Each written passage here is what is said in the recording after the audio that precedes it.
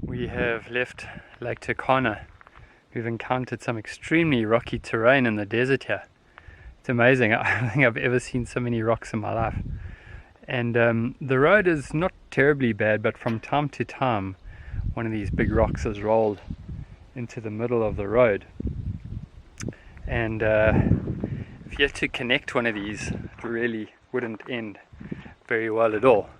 We just came around the corner and let's see if I can try and show you, but got this huge boulder that's rolled into the road.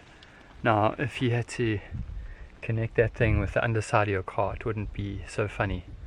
And when I say we are far from help, there's a few villages around, but there's absolutely no ways that we'd be able to get any kind of assistance out here where we are. We had a long walk to nowhere. But having some good underbody protection on your vehicle is crucial in places like this, because you just take your eye off the road for a second and that'll be it, game over.